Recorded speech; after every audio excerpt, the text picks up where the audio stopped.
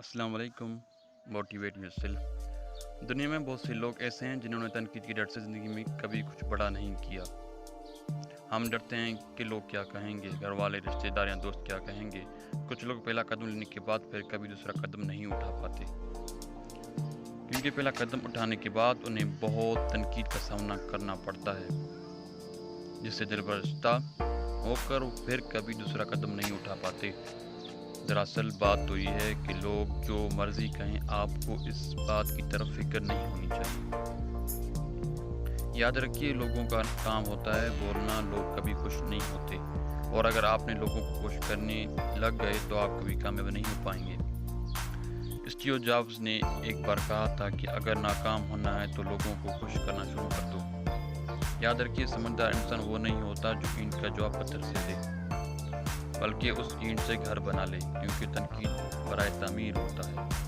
आप खुद पर की जाने वाली तनकीद का पॉजिटिव इस्तेमाल करें। जब आप खुद पर की जाने वाली तनकीद पर खामोश रहेंगे तो आपके अंदर का जुनून और ज़्यादा बढ़ेगा, और आप उस जुनून को इस्तेमाल में लाकर कामयाबी को हासिल करने के लिए हर मुमकिन कोशिश करेंगे। इसलिए अपनी सोच को दूसरों के बारे में सोच कर ज़ाया ना करें। Silent people have this loudest mind. अपने अंदर से कहिए ना, I am अवेसन, so I don't care about your opinion. लोगों की बातों को इग्नोर करना सीखें, क्योंकि जो कमज़ोर लोग होते हैं वो बदले लेते हैं, और जो ताकतवर लोग होते हैं वो माफ़ कर देते हैं, और जो लोग समझदार होते हैं वो हमेशा इग्नोर करते हैं। इन लोगों की बातों की फिक्र मत करें जो आपकी पीठ पीछे बातें करते हैं। वो आपकी पीठ पीछे इसलिए बातें करते हैं क्योंकि वो आपसे बहुत पीछे होते हैं, बल्कि बहुत पीछे होते हैं, और जो पहले ही आपसे पीछे हैं फिर उन्हीं की बातों का बुरा क्या मनाना।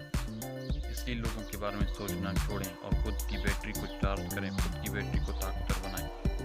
आप अपना खुद का एटीट्यूड बदल कर अपनी ज़िंदगी को बदल सकते हैं। आपका एटीट्यूड आपकी ज़िंदगी को बनाता है।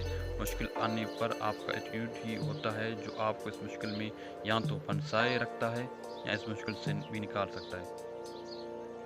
जीतने वाले और हारने वालों में सिर्फ एटीट्यूड का ही फ़र्क होता है।